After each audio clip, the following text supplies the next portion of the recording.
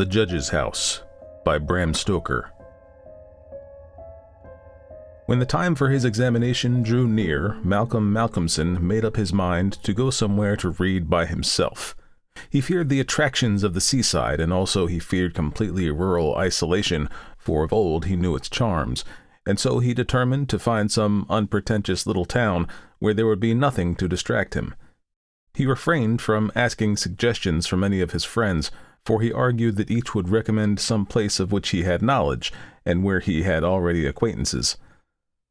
As Malcolmson wished to avoid friends, he had no wish to encumber himself with the attention of friends' and so he determined to look out for a place for himself.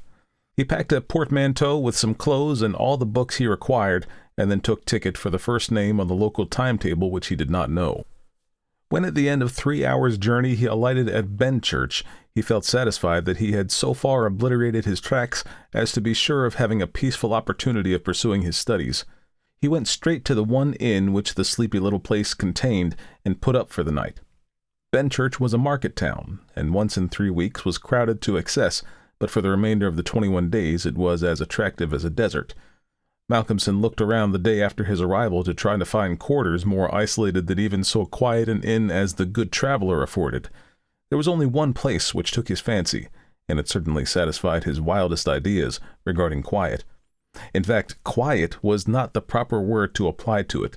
Desolation was the only term conveying any suitable idea of its isolation. It was an old, rambling, heavy-built house of Jacobean style, with heavy gables and windows, unusually small and set higher than was customary in such houses, and was surrounded with a high brick wall massively built. Indeed, on examination, it looked more like a fortified house than an ordinary dwelling, but all these things pleased Malcolmson. "Here," he thought, "is the very spot I have been looking for, and if I can get the opportunity of using it, I shall be happy."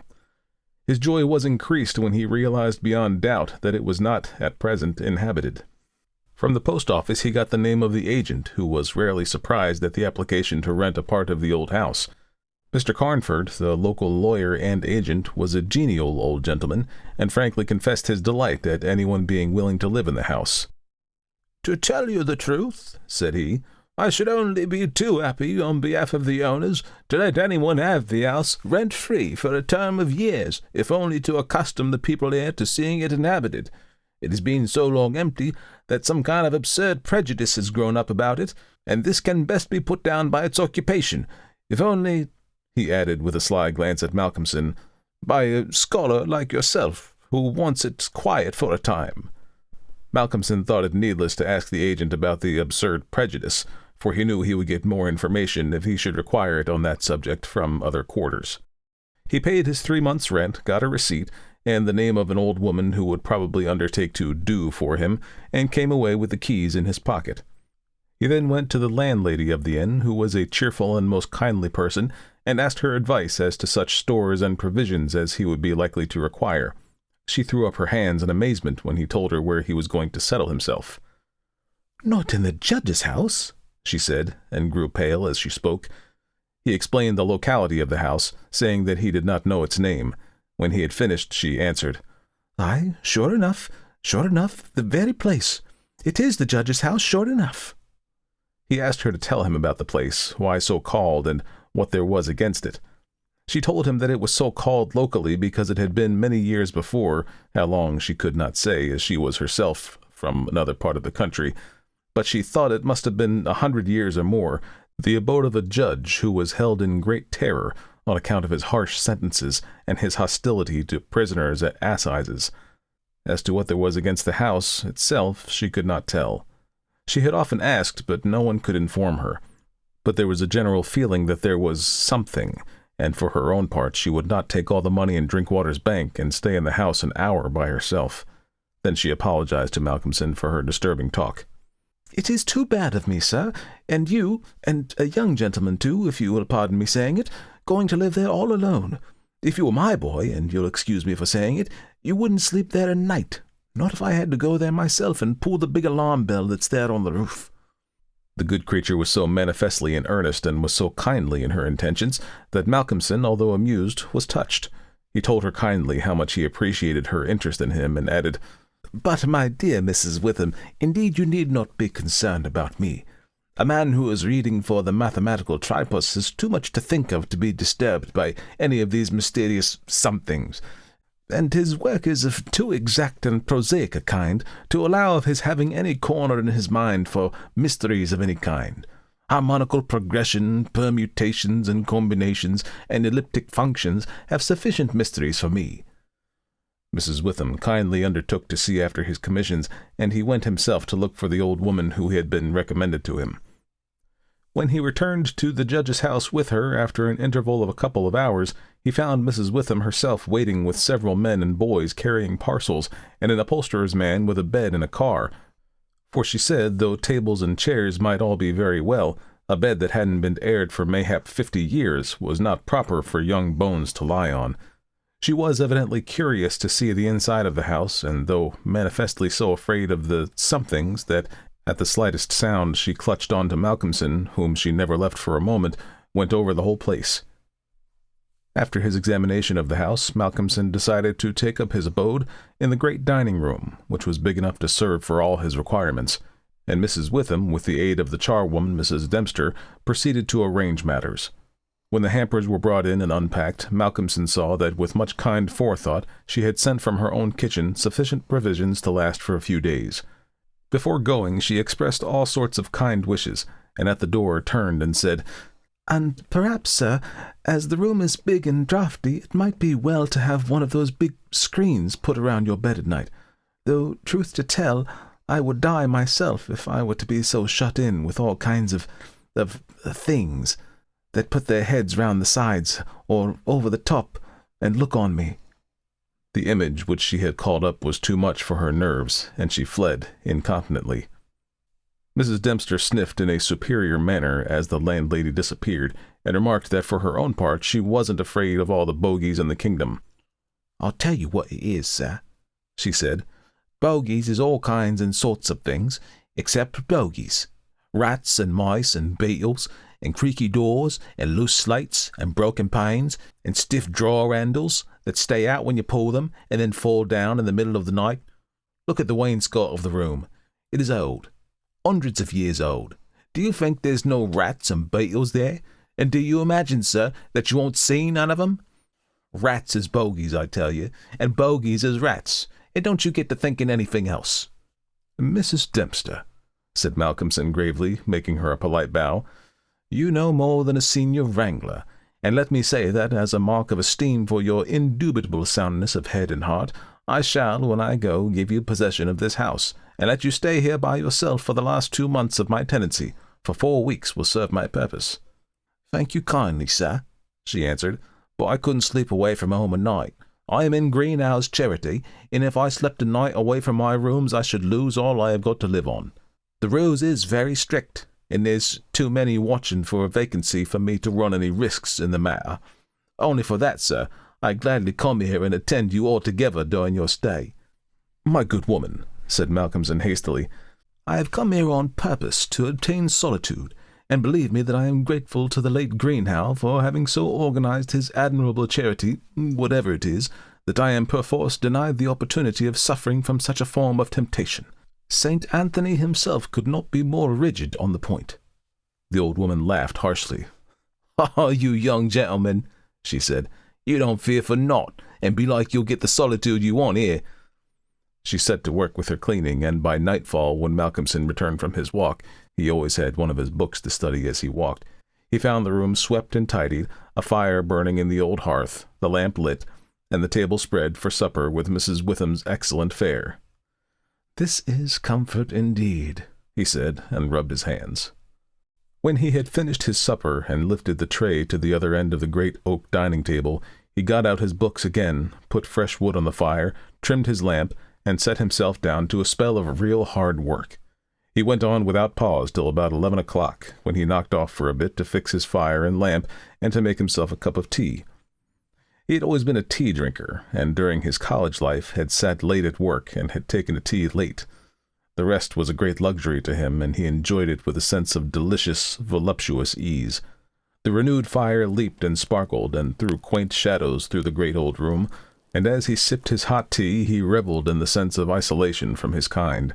Then it was that he began to notice for the first time what a noise the rats were making. "Surely," he thought, "they cannot have been at it all the time I was reading. Had they been, I must have noticed it." Presently, when the noise increased, he satisfied himself that it was really new. It was evident that at first the rats had been frightened at the presence of a stranger and the light of fire and lamp, but that as time went on they had grown bolder and were now disporting themselves as was their wont. How busy they were! And hark to the strange noises! Up and down behind the old wainscot, over the ceiling and under the floor they raced and gnawed and scratched. Malcolmson smiled to himself as he recalled to mind the saying of Mrs. Dempster, "Bogies is rats and rats is bogies." The tea began to have its effective intellectual and nervous stimulus. He saw, with joy, another long spell of work to be done before the night was past, and in the sense of security which it gave him, he allowed himself the luxury of a good look round the room. He took his lamp in one hand and went all around, wondering that so quaint and beautiful an old house had been so long neglected. The carving of the oak on the panels of the wainscot was fine, and on round the doors and windows it was beautiful and of rare merit. There were some old pictures on the walls, but they were coated so thick with dust and dirt that he could not distinguish any detail of them, though he held his lamp as high as he could over his head. Here and there as he went round he saw some crack or hole blocked for a moment by the face of a rat with its bright eyes glittering in the night, but in an instant it was gone, and a squeak and scamper followed. The thing that most struck him, however, was the rope of the great alarm bell on the roof, which hung down in a corner of the room on the right-hand side of the fireplace. He pulled up close to the hearth a great high-backed carved oak chair, and sat down to his last cup of tea. When this was done, he made up the fire and went back to his work, sitting at the corner of the table, having the fire to his left. For a little while the rats disturbed him somewhat with their perpetual scampering, but he got accustomed to the noise as one does to the ticking of a clock or to the roar of moving water, and he became so immersed in his work that everything in the world, except the problem which he was trying to solve, passed away from him. He suddenly looked up. His problem was still unsolved, and there was in the air that sense of the hour before the dawn which is so dread to doubtful life. The noise of the rats had ceased. Indeed, it seemed to him that this must have ceased but lately, and that it was the sudden cessation which had disturbed him. The fire had fallen low, but still it threw out a deep red glow. As he looked, he started, in spite of his sang-froid. There, on the great high-backed carved oak chair by the right side of the fireplace, sat an enormous rat, steadily glaring at him with baleful eyes. He made a motion to it as though to hunt it away, but it did not stir. Then he made the motion of throwing something. Still, it did not stir, but showed its great white teeth angrily, and its cruel eyes shone in the lamplight with an added vindictiveness. Malcolmson felt amazed, and seizing the poker from the hearth ran at it to kill it. Before, however, he could strike it, the rat, with a squeak that sounded like the concentration of hate, jumped on the floor, and, running up the rope of the alarm bell, disappeared in the darkness beyond the range of the green-shaded lamp. Instantly, strange to say, the noisy scampering of the rats in the wainscot began again. By this time Malcolmson's mind was quite off the problem, and as a shrill cock-crow outside told him of the approach of the morning, he went to bed and to sleep. He slept so sound that he was not even waked by Mrs. Dempster coming in to make up his room. It was only when she had tidied up the place and got his breakfast ready and tapped on the screen which closed in his bed that he woke. He was a little tired still after his night's hard work, but a strong cup of tea soon freshened him up, and, taking his book, he went out for his morning walk, bringing with him a few sandwiches lest he should not care to return till dinner-time. He found a quiet walk between high elms some way outside the town, and here he spent the greater part of the day studying his Laplace. On his return he looked to see Mrs. Witham and thank her for her kindness. When she saw him coming through the diamond-paned bay window of her sanctum, she came out to meet him and asked him in. She looked at him searchingly and shook her head as she said, "You must not overdo it, sir. You are paler this morning than you should be. 2 late hours and too hard work on the brain isn't good for any man. But tell me, sir, how did you pass the night? Well, I hope?" But my heart, sir, I was glad when Mrs. Dempster told me this morning that you were all right and sleeping sound when she went in." "Oh, I was all right," he answered, smiling. "The somethings didn't worry me as yet. Only the rats, and they had a circus, I tell you, all over the place. There was one wicked-looking old devil that sat up on my chair by the fire, and it wouldn't go till I took the poker to him, and then he ran up the rope of the alarm bell and got to somewhere up the wall or ceiling. I couldn't see where. It was so dark." "Mercy on us," said Mrs. Witham. "An old devil and sitting by the chair by the fireside. Take care, sir, take care. There's many a true word spoken in jest." "How do you mean? Upon my word, I don't understand." "An old devil. The old devil, perhaps. There, sir, you needn't laugh," for Malcolmson had broken into a hearty peal. "You young folks think it easy to laugh at things that makes older ones shudder. Never mind, sir, never mind. Please God, you'll laugh all the time. It's what I wish you myself." And the good lady beamed all over in sympathy with his enjoyment, her fears gone for a moment. "Oh, forgive me," said Malcolmson presently. "Don't think me rude, but the idea was too much for me, that the old devil himself was on the chair last night." And at the thought he laughed again. Then he went home to dinner. This evening the scampering of the rats began earlier. Indeed, it had been going on before his arrival, and only ceased whilst his presence by its freshness disturbed them. After dinner he sat by the fire for a while and had a smoke, and then, having cleared his table, began to work as before. Tonight the rats disturbed him more than they had done on the previous night. How they scampered up and down and under and over, how they squeaked and scratched and gnawed, how they, getting bolder by degrees, came to the mouths of their holes, and to the chinks and cracks and crannies in the wainscoting, till their eyes shone like tiny lamps as the firelight rose and fell. But to him, now doubtless accustomed to them, their eyes were not wicked, only their playfulness touched him. Sometimes the boldest of them made sallies out on the floor or along the mouldings of the wainscot. Now and again, as they disturbed him, Malcolmson made a sound to frighten them, smiting the table with his hand or giving a fierce hush-hush, so that they fled straightway to their holes. And so the early part of the night wore on, and despite the noise, Malcolmson got more and more immersed in his work. All at once he stopped, as on the previous night, being overcome by a sudden sense of silence. There was not the faintest sound of gnaw or scratch or squeak. The silence was as of the grave. He remembered the odd occurrence of the previous night, and instinctively he looked at the chair standing close by the fireside. And then a very odd sensation thrilled through him. There, on the old high-backed carved oak chair beside the fireplace, sat the same enormous rat, steadily glaring at him with baleful eyes. Instinctively he took the nearest thing to his hand, a book of logarithms, and flung it at it. The book was badly aimed, and the rat did not stir. So again the poker performance of the previous night was repeated, and again the rat, being closely pursued, fled up the rope of the alarm bell. Strangely, too, the departure of this rat was instantly followed by the renewal of the noise made by the general rat community. On this occasion, as on the previous one, Malcolmson could not see at what part of the room the rat disappeared, for the green shade of his lamp left the upper part of the room in darkness, and the fire had burned low. On looking at his watch, he found it was close on midnight, and, not sorry for the divertisement, he made up his fire and made himself his nightly pot of tea. He had got through a good spell of work, and thought himself entitled to a cigarette, and so he sat on the great oak chair before the fire and enjoyed it. Whilst smoking, he began to think that he would like to know where the rat disappeared to, for he had certain ideas for the morrow not entirely disconnected with a rat trap.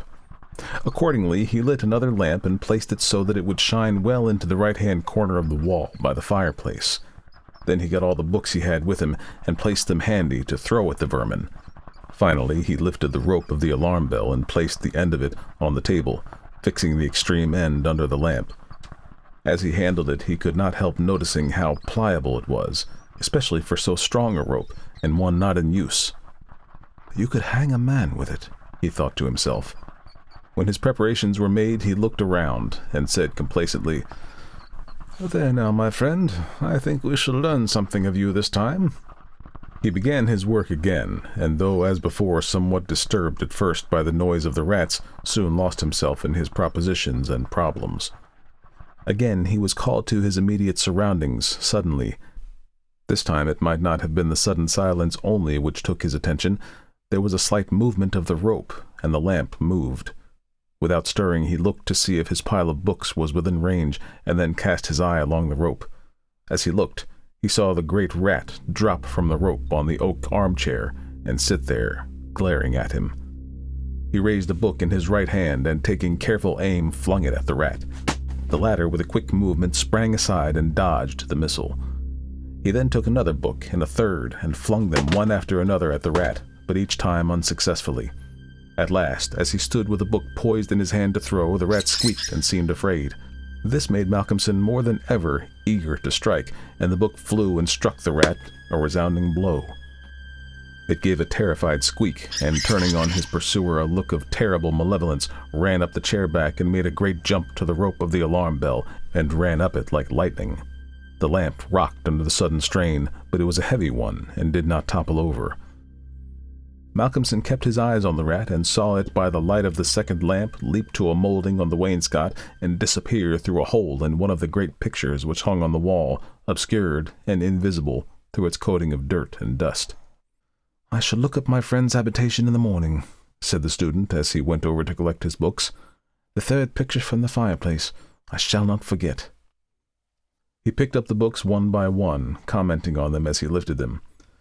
Conic sections he does not mind, nor cycloidal oscillations, nor the Principia, nor quaternions, nor thermodynamics. Now for the book that fetched him. Malcolmson took it up and looked at it. As he did so, he started. A sudden pallor overspread his face. He looked round uneasily and shivered slightly as he murmured to himself, "The Bible my mother gave me. What an odd coincidence." He sat down to work again, and the rats in the wainscot renewed their gambols. They did not disturb him, however. Somehow their presence gave him a sense of companionship. But he could not attend to his work, and after striving to master the subject on which he was engaged, gave it up in despair, and went to bed as the first streak of dawn stole in through the eastern window.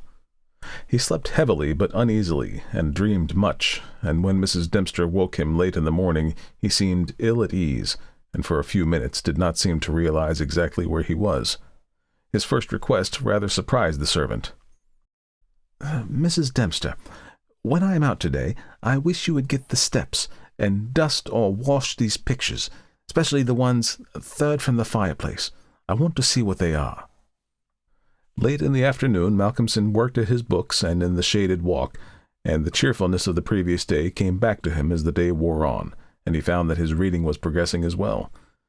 He had worked out to a satisfactory conclusion all the problems which had as yet baffled him, and it was in a state of jubilation that he paid a visit to Mrs. Witham at the Good Traveller. He found a stranger in the cozy sitting-room with the landlady, who was introduced to him as Dr. Thornhill. She was not quite at ease, and this, combined with the doctor's plunging at once into a series of questions, made Malcolmson come to the conclusion that his presence was not an accident, so without preliminary he said, "Dr. Thornhill, I shall with pleasure answer any question you may choose to ask me, if you will answer my one question first." The doctor seemed surprised, but he smiled and answered at once, "Done! What is it?" "Did Mrs. Witham ask you to come here and see me and advise me?" Dr. Thornhill for a moment was taken aback, and Mrs. Witham got fiery red and turned away. But the doctor was a frank and ready man, and he answered at once and openly. "She did, but she didn't intend you to know it. I suppose it was my clumsy haste that made you suspect. She told me that she did not like the idea of your being in that house all by yourself, and that she thought you took too much strong tea. In fact, she wants me to advise you, if possible, to give up the tea in the very late hours. I was as a keen student in my time, so I suppose I may take the liberty of a college man, and without offence advise you not quite as a stranger." Malcolmson, with a bright smile, held out his hand. "Shake, as they say in America," he said. "I must thank you for your kindness, and Mrs. Witham too, and your kindness deserves a return on my part. I promise to take no more strong tea, no tea at all, till you let me, and I shall go to bed tonight at 1 o'clock at latest. Will that do?" "Capital," said the doctor. "Now, tell us all that you noticed in the old house." And so Malcolmson then and there told in minute detail all that had happened in the past 2 nights. He was interrupted every now and then by some exclamation by Mrs. Witham, till finally, when he told of the episode of the Bible, the landlady's pent-up emotions found vent in a shriek, and it was not till a stiff glass of brandy and water had been administered that she grew composed again. Dr. Thornhill listened with a face of growing gravity, and when the narrative was complete and Mrs. Witham had been restored, he asked, "The rat went up the rope of the alarm bell?" "Always." "I suppose you know," said the doctor after a pause, "what the rope is?" "No." "It is," said the doctor slowly, "the very rope which the hangman used for all the victims of the judge's judicial rancor." Here he was interrupted by another scream from Mrs. Witham, and steps had to be taken for her recovery. Malcolmson, having looked at his watch and found that it was close to his dinner hour, had gone home before her complete recovery. When Mrs. Witham was herself again, she almost assailed the doctor with angry questions as to what he meant by putting such horrible ideas into the poor young man's mind. "He has quite enough already there to upset him," she added. Dr. Thornhill replied, "My dear madam, I had a distinct purpose in it. I wanted to draw his attention to the bell rope and to fix it there. It may be that he is in a highly overwrought state and has been studying too much, although I am bound to say that he seems as sound and healthy a young man, mentally and bodily, as I ever saw. But then the rats, and the suggestion of the devil." The doctor shook his head and went on. "I would have offered to go and stay the first night with him, but I felt sure it would have been a cause of offense. He may get in the night some strange fright or hallucination, and if he does, I want him to pull that rope. All alone as he is, it will give us warning, and we may reach him in time to be of service. I shall be sitting up pretty late tonight, and shall keep my ears open. Do not be alarmed if Benchurch gets a surprise before morning." "Oh, doctor, what do you mean? What do you mean?" "I mean this, that possibly, nay, more probably, we shall hear the great alarm bell from the judge's house tonight." And the doctor made about as effective an exit as could be thought of. When Malcolmson arrived home, he found that it was a little after his usual time, and Mrs. Dempster had gone away. The rules of greenhouse charity were not to be neglected. He was glad to see that the place was bright and tidy, with a cheerful fire and a well-trimmed lamp. The evening was colder than might have been expected in April, and a heavy wind was blowing with such rapidly increasing strength that there was every promise of a storm during the night.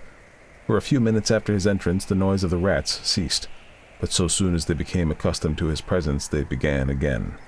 He was glad to hear them, for he felt once more the feeling of companionship in their noise, and his mind ran back to the strange fact that they only ceased to manifest themselves when that other, the great rat with the baleful eyes, came upon the scene. The reading lamp only was lit, and its green shade kept the ceiling and the upper part of the room in darkness, so that the cheerful light from the hearth spreading over the floor and shining on the white cloth laid over the end of the table was warm and cheery. Malcolmson sat down to his dinner with a good appetite and a buoyant spirit. After his dinner and a cigarette, he sat steadily down to work, determined not to let anything disturb him, for he remembered his promise to the doctor, and made up his mind to make the best of the time at his disposal. For an hour or so he worked all right, and then his thoughts began to wander from his books. The actual circumstances around him, the calls on his physical attention, and his nervous susceptibility were not to be denied. By this time the wind had become a gale, and the gale a storm. The old house, solid though it was, seemed to shake to its foundations, and the storm roared and raged through its many chimneys, as its queer old gables producing strange, unearthly sounds in the empty rooms and corridors. Even the great alarm bell on the roof must have felt the force of the wind, for the rope rose and fell slightly, as though the bell were moved a little from time to time, and the limber rope fell on the oak floor with a hard and hollow sound. As Malcolmson listened to it, he bethought himself of the doctor's words. "It is the rope which the hangman used for the victims of the judge's judicial rancor," and he went over to the corner of the fireplace and took it in his hand to look at it. There seemed a sort of deadly interest in it, and as he stood there he lost himself for a moment in speculation as to who these victims were, and the grim wish of the judge to have such a ghastly relic ever under his eyes. As he stood there, the swaying of the bell on the roof still lifted the rope now and again, but presently there came a new sensation, a sort of tremor in the rope, as though something was moving along it. Looking up instinctively, Malcolmson saw the great rat coming slowly down towards him, glaring at him steadily. He dropped the rope and started back with a muttered curse, and the rat, turning, ran up the rope again and disappeared. And at the same instant, Malcolmson became conscious that the noise of the rats, which had ceased for a while, began again. All this set him thinking, and it occurred to him that he had not investigated the lair of the rat or looked at the pictures as he had intended. He lit the other lamp without a shade, and, holding it up, went and stood opposite the third picture from the fireplace on the right-hand side where he had seen the rat disappear on the previous night. At the first glance, he started back so suddenly that he almost dropped the lamp, and a deadly pallor overspread his face. His knees shook, and heavy drops of sweat came on his forehead, and he trembled like an aspen. But he was young and plucky, and pulled himself together, and after the pause of a few seconds, stepped forward again, raised the lamp, and examined the picture, which had been dusted and washed, and now stood out clearly. It was of a judge, dressed in his robes of scarlet and ermine. His face was strong and merciless, evil, crafty and vindictive, with a sensual mouth, hooked nose of a ruddy color, and shaped like the beak of a bird of prey. The rest of the face was of a cadaverous color. The eyes were of a peculiar brilliance and with a terribly malignant expression. As he looked at them, Malcolmson grew cold, for he saw there the very counterpart of the eyes of the great rat. The lamp almost fell from his hand. He saw the rat with its baleful eyes peering out through the hole in the corner of the picture, and noted the sudden cessation of the noise of the other rats. However, he pulled himself together and went on with his examination of the picture.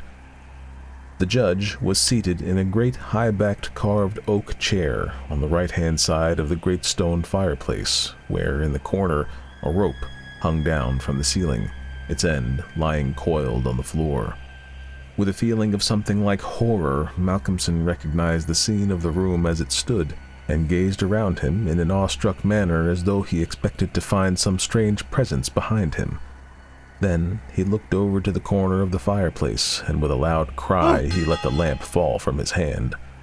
There, in the judge's armchair, with a rope hanging behind, sat the rat, with the judge's baleful eyes, now intensified and with a fiendish leer.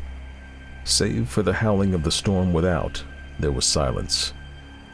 The fallen lamp recalled Malcolmson to himself. Fortunately, it was of metal, and so the oil was not spilt. However, the practical need of attending to it settled at once his nervous apprehension. When he had turned it out, he wiped his brow and thought for a moment. "This will not do," he said to himself. "If I go on like this, I shall become a crazy fool.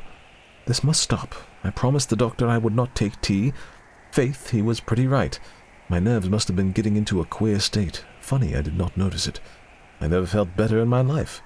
However, it is all right now, and I shall not be such a fool again." Then he mixed himself a good stiff glass of brandy and water and resolutely sat down to his work. It was nearly an hour when he looked up from his book, disturbed by the sudden stillness. Without, the wind howled and roared louder than ever, and the rain drove in sheets against the windows, beating like hail on the glass. But within, there was no sound whatsoever, save the echo of the wind as it roared in the great chimney, and now and then a hiss as a few raindrops found their way down the chimney in the lull of the storm. The fire had fallen low and had ceased to flame, though it threw out a red glow.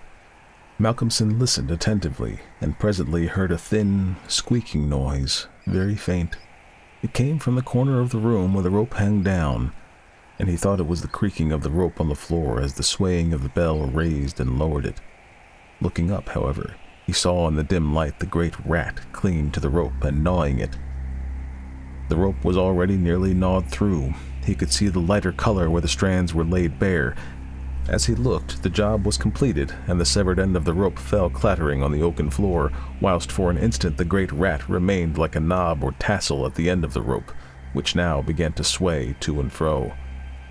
Malcolmson felt for a moment another pang of terror as he thought that now the possibility of calling the outer world to his assistance was cut off, but an intense anger took its place, and seizing the book he was reading, he hurled it at the rat. The blow was well aimed, but before the missile could reach him, the rat dropped off and struck the floor with a soft thud. Malcolmson instantly rushed over towards him, but it darted away and disappeared in the darkness of the shadows of the room.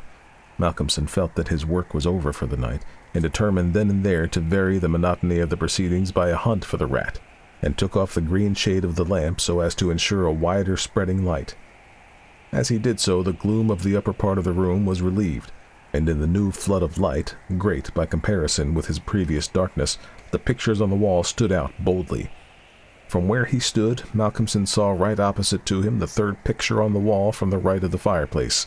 He rubbed his eyes in surprise, and then a great fear began to come upon him. In the center of the picture was a great irregular patch of brown canvas, as fresh as when it was stretched on the frame. The background was as before, with chair and chimney corner and rope, but the figure of the judge had disappeared. Malcolmson, almost in a chill of horror, turned slowly round, and then he began to shake and tremble like a man in a palsy. His strength seemed to have left him, and he was incapable of action or movement, hardly even of thought. He could only see and hear. There, on the great high-backed carved oak chair, sat the judge in his robes of scarlet and ermine, with his baleful eyes glaring vindictively in a smile of triumph on the resolute, cruel mouth, as he lifted with his hands a black cap. Malcolmson felt as if the blood was running from his heart, as one does in moments of prolonged suspense. There was a singing in his ears. Without, he could hear the roar and howl of the tempest, and through it, swept on the storm, came the striking of midnight by the great chimes in the marketplace. He stood for a space of time that seemed to him endless, still as a statue, and with wide-open, horror-struck eyes, breathless. As the clock struck, so the smile of triumph on the judge's face intensified, and at the last stroke of midnight, he placed the black cap on his head. Slowly and deliberately, the judge rose from his chair and picked up the piece of the rope of the alarm bell which lay on the floor, drew it through his hands as if he enjoyed its touch, and then deliberately began to knot one end of it, fashioning it into a noose. This he tightened and tested with his foot, pulling hard at it till he was satisfied, and then making a running noose of it, which he held in his hand. Then he began to move along the table on the opposite side to Malcolmson, keeping his eyes on him until he had passed him, when with a quick movement he stood in the front of the door. Malcolmson then began to feel that he was trapped, and tried to think of what he should do. There was some fascination in the judge's eyes, which he never took off him, and he had perforce to look. He saw the judge approach, still keeping between him and the door, and raise the noose and throw it towards him, as if to entangle him. With a great effort he made a quick movement to one side, and saw the rope fall beside him, and heard it strike the oaken floor. Again the judge raised the noose and tried to ensnare him, ever keeping his baleful eyes fixed on him, and each time by a mighty effort the student just managed to evade it. So this went on for many times, the judge seeming never discouraged nor discomposed at failure, but playing as a cat does with a mouse. At last, in despair, which had reached its climax, Malcolmson cast a quick glance round him. The lamp seemed to have blazed up, and there was a fairly good light in the room. At the many rat-holes and the chinks and crannies of the wainscot, he saw the rat's eyes, and this aspect, that was purely physical, gave him a gleam of comfort. He looked around and saw that the rope of the great alarm bell was laden with rats. Every inch of it was covered with them, and more were pouring through the small circular hole in the ceiling whence it emerged, so that with their weight the bell was beginning to sway. Hark! It had swayed till the clapper had touched the bell. The sound was but a tiny one, but the bell was only beginning to sway, and it would increase. At the sound, the judge, who had been keeping his eyes fixed on Malcolmson, looked up, and a scowl of diabolical anger overspread his face. His eyes fairly glowed like hot coals, and he stamped his foot with a sound that seemed to make the house shake.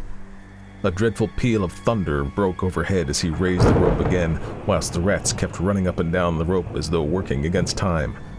This time, instead of throwing it, he drew close to his victim, and held open the noose as he approached. As he came closer, there seemed something paralyzing in his very presence, and Malcolmson stood, rigid as a corpse. He felt the judge's icy fingers touch his throat as he adjusted the rope. The noose tightened. Then the judge, taking the rigid form of the student in his arms, carried him over and placed him standing in the oak chair, and, stepping up beside him, put his hand up and caught the end of the swaying rope of the alarm bell. As he raised his hand, the rats fled, squeaking, and disappeared through the hole in the ceiling. Taking the end of the noose which was round Malcolmson's neck, he tied it to the hanging bell rope, and then, descending, pulled away the chair. When the alarm bell of the judge's house began to sound, a crowd soon assembled.